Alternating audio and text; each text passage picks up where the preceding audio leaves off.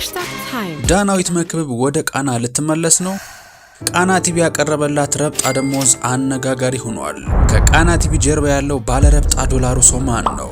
ከዳናዊት መክብብ ጋር ያላቸው ግንኙነትስ እንዴት ነበር የሚለውን የውስጥ አዋቂ መረጃ ማካተን ይዘናል፣ ታደምጡታላችሁ። በተቃራኒው ደግሞ ቲክቶከር ስለሆነች ብቻ ከቃና ቲቪ የተባረረች ሴት ጋዜጠኛ መኖሯን አረጋግጠናል። ቲክቶከሯን ያንገበገባትን ጉዳይም ይዘነዋል። ቃና ቲቪን አይመጥንም በሚል ውድቅ የተደረገው የእሸቱ መለስ አዲስ ፕሮግራምም እጃችን ገብቷል። እነዚህንና ሌሎችንም ከቃና ቲቪ ጀርባ ያሉ ሚስጥሮችን ዝርዝር አድርገን እናስደምጣችሁ ወደናል። እናንተ ብቻ ላይክና ሰብስክራይብ የሚሉ ነጭና ቀይ ቀለሞችን መታ እያደረጋችሁ አብራችሁን ጥቂት ዝለቁማ።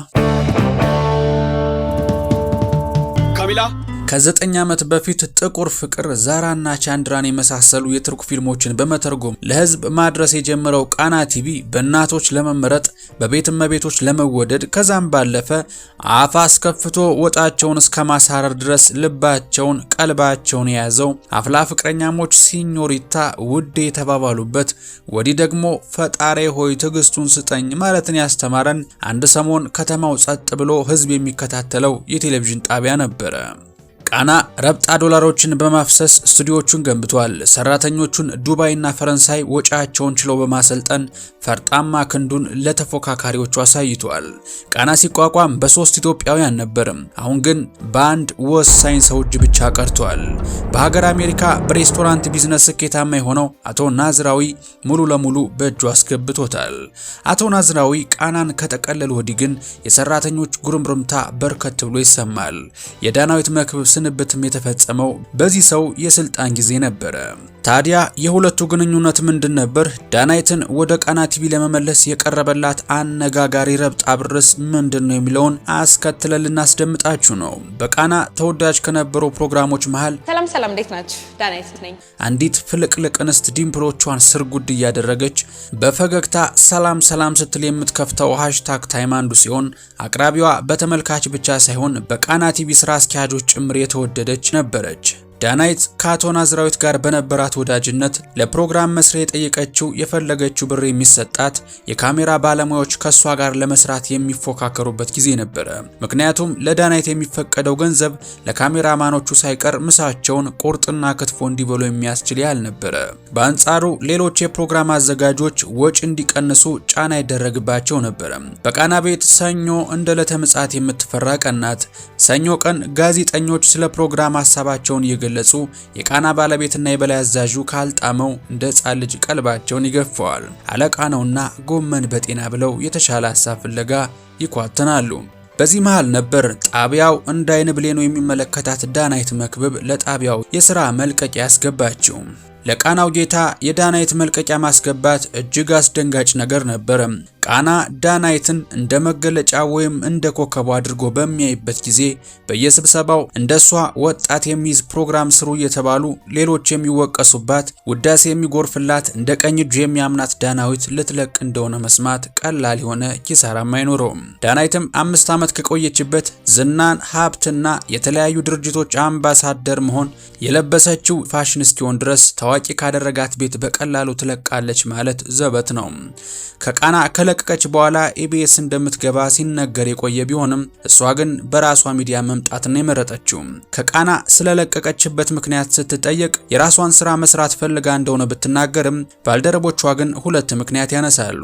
አንደኛው ምክንያቸው በቃና ቴሌቪዥን ስም ለድርጅቶች የግሏን ስራ ከሌሎች ባለሙያዎች ጋር መስራቷ ሲሆን ይህም የቃናው ፈላጭ ቆራጭ ጆሮ መድረሱና ያ የመመሰጋገን ግንኙነት ቅሬታ እንደነፈሰበት ሲያነሱ፣ ሌላው ሁለተኛ ምክንያቸው ደግሞ ዳናዊት አሜሪካ ሀገር ካለ ሴቶች ላይ ትኩረቱን አድርጎ ከሚሰራ ድርጅት እንዲሁም ከኮካኮላ ረብጣ ሚሊዮን ዶላሮችን አግኝታ እንደለቀቀች ሲናገሩ ይሰማሉ። ለቃና ቲቪ ፈላጭ ቆራጭ እሷን ማጣት የኪሳራ እንደሆነ ስለሚያውቅ እስከ ግማሽ ሚሊዮን ብር የሚደርስ የደሞዝ ጭማሪ ቢያቀርብላትም ለመቀበል ፈቃደኛ አልሆነችም። ዳናዊት በደሞዝ ገቢ የምትኖርበት ጊዜ እንዳበቃና ቃና ባመጣላት በረከት በመጠቀም ላትመለስ የግማሽ ሚሊዮን ብር ደሞዝን ረግጣ ሄዳለች። ከዛም #ዳናይት የሚል ፕሮግራም በግሏ ብትጀምርም ግን እንዳሰበችው ከቃናው ክፍያ እንኳን የማይደርስ ገቢ ስለነበር ብዙ አልገፋችበትም። ከዳናይት መልቀቅ በኋላ በአንጻሩ የቃናው ቲቪ ጌታ ብስጩና ተቆጭ ባህሪ እየተስተዋለበት እንደነበር ሰራተኞቹ ይገልጻሉ። ሰኞ ቀን በሚኖረው ስብሰባቸው ላይ ለሴት አዘጋጆች የተለየ እንክብካቤ ማድረግ አያስፈልግም ሲልም በተደጋጋሚ ተሰምቷል። የዳናይት መልቀቅ አቶ ናዝራዊን ብስጩና በሰራተኞቹ ላይ የቁጣ ናዳ እንዲያወርድ አድርጎታል ይላሉ ሰራተኞቹ። በእርግጥ ሌላም ክህደት ደርሶበታል። ወጪያቸውን ችሎ ፈረንሳይ ድረስ ልኮ ያሰለጠናቸው ቪዲዮ ኤዲተሮቹ ሌላ ከፍ ያለ ክፍያ ሲያገኙ ጥለውት ወደ ሌላ ሚዲያ ኮብልለዋል። አስኮብላያቸውም አንድ ሰሞን ላጤ ሾውን ያቀርብ የነበረው ድንቅ ቲቪ ነው። በዚህም እንግዲህ ከፍተኛ ሰራተኛም ከስራው ገበታ ተሰናብቷል። የሚከፈላቸው ክፍያም ከፍተኛ መሆኑና ሌላ የቴሌቪዥን ጣቢያዎች ቢሄዱም አቶ ናዝራው የሚከፍላቸውን ክፍያ እንደማያገኙት የሚያውቁት ሰራተኞችም ያለቃቸውን አዲስ ባህሪና ቁጡነት ችለው መስራትን መርጠዋል። ይህ ግን ለሁሉም ሰራተኞች ተቀባይ የሆነ ጉዳይ አልነበረም። ይህ የሰራተኞቹ ሀሳብ ነው። ከነዚህም ውስጥ በቲክቶክ ቪዲዮዎቿ የምትታወቀው ትዕግስት ትጠቀሳለች። ጻዕዳ በሆነ ቤቷና በደመቀ የቡና አቀራረቧ ብዙዎችን ምርኮኛ ያደረገችው ትዕግስት አንዷ የቃና ቲቪ አቅራቢ እንደነበረች ይታወቃል። ትዕግስት ከቃና ደሞዟ በላይ በቲክቶክ የምታገኘው ገንዘብ ቀላል የሚባል አለመሆኑን ልብ ይሏል። የቃናው መሪ አንድ ህግ አወጣ። ህጉም ቃና እየሰራችው ቲክቶክ መስራት እየተከለከለ ነው የሚል ሲሆን ይህ ለትዕግስት ከገቢዋ ከፍተኛ ቁጥር ያለው ገንዘብ እንድታጣ የሚያደርጋት በመሆኑ ልትቀበለው አልቻለችም። በተደጋጋሚ ህጉ ስራቸውን ሳይበድሉ እስከሰሩ ድረስ ቲክቶክ መስራት መብታቸው እንደሆነና የሰራተኛው መብት እንደሚነካ ብትከራከርም የቃናው ንጉስ ግን ወይ ቃናን ወይ ቲክቶክን ምረጭ የሚል መልስ እንደሰጣት ትናገራለች። ይሄ ከመሆኑ ከጥቂት ጊዜ በፊት ትዕግስት የአይን ብርሃኗን ልታጣ የነበረችበት ወቅት ነበረ። በዚህ ጊዜ አለው ብሎ ወጪዋን የሸፈነላት ይሄው አለቃዋ ነበረ።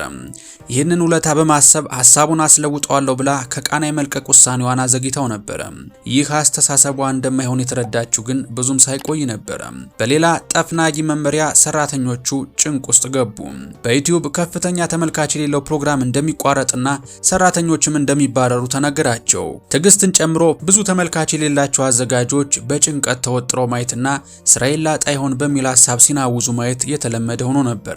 ይህ ለትዕግስት የምትቀበለው ጉዳይ አልነበረም። በገዛ ፍቃዷም ስራ መልቀቋን ስታሳውቅ እንደ ዳናዊት እንድትቆይ ሊያግባባት አልሞከረም።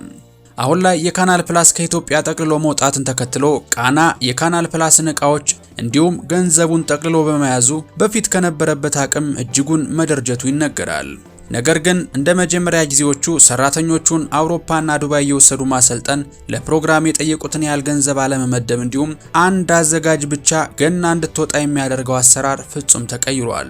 በአሁኑ ጊዜ ሰራተኞች የራሳቸውን ፈጠራ ተጠቅመው እንዲሰሩ እንጂ አጋዥ ሁኔታዎችን ማቅረብ ማቆሙ ይነገራል። አሁን ላይ ቃና የበፊት መርሆቹን ሁሉ በመጣስ ገበያውን ለመቆጣጠር ከፊልም ስራው ባሻገር ፕሮግራም ላይ ትኩረት አድርጎ መስራት ጀምሯል። በፊት ራሱ የቃናው ጌታ ቅዳሜና እሁድ የኢቢኤስ ቀን ስለሆነ በፕሮዲዩሰሮቹ የሚቀርብ የፕሮግራም ፕሮፖዛል ውድቅ ሲያደርግ የነበረ ሲሆን አሁን ላይ ደግሞ ፕሮዲዩሰሮቹና ጋዜጠኞቹ ሐሳብ እንዲያመነጩ ፕሮፖዛል ይዘው እንዲመጡ ጫና እየተደረገባቸው ይገኛል። በተጨማሪም በሚሊዮን የሚቆጠር ብር ኢንቨስት በማድረግ ከተለያዩ አርቲስቶች ጋር የተለያዩ ሾው መስራትና ታዋቂ ዘፋኞችን እያመጡ የቤት ውስጥ ኮንሰርት እየሰሩ ማቅረብ አዲስ የተያዘው የአቶ ናዝራዊ መንገድ ሲሆን በዚህም መንገድ በስንቱ ድራማ ላይ የምናውቃቸው አለማየሁ ታደሰና መስከረም አበራ በከፍተኛ ክፍያ የራሳቸውን ሾው እንዲሰሩ መደረጉ ይታወሳል።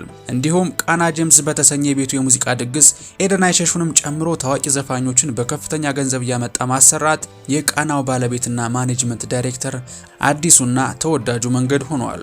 ታዲያ ኮሜዲያን እሸቱ እንዳሁኑ ዝናው ሳይናኝ በፊት የቃና ቲቪን ደጅ ቀን በቀን ደጅ ይጠና ነበር። አንድ ፕሮግራም ይዞ በቃና ቲቪ እንዲተላለፍ ጥያቄ ያቀርባል። ትርጉም የማይሰጥ ፕሮግራም ነው ተብሎ ከወራት መመላለስ በኋላ ውድቅ ተደርጎበታል። እሸቱ የገጠመው ነገር የልፋቱ ተቃራኒ ቢሆንም ተስፋ ሳይቆርጥ ወደ ቀጣዩ እርምጃ እንዲሸጋገር አስችሎታል። በቃና ፍሬ የሌለው ነው የተባለውን ፕሮግራም 2 ክፍል ቤት በመከራየት ዶንኪ ቲዩብ ብሎ በሰየመው ዩቲዩብ ቻናል ያኔው ፍሬ የሌለው የተባለው ድንቅ ልጆች ተጀመረ። የቃናው መሪ ያኔ ፈቅዶ ቢሆን ኑሮ ምናልባትም ድንቅ ልጆችን በቃና ቲቪ የምናይበት እድል ሰፊ ነበረ። ወድ የኢትዮ ትሩዝ ቤተሰቦች ለዛሬ ያዝነው ፕሮግራም ይመስል ነበር። በቀጣይ በተሻለ ቪዲዮ እስከምንገናኝ ሰላማችሁ ብዝት ይበልልን። ቸር ቆዩልን።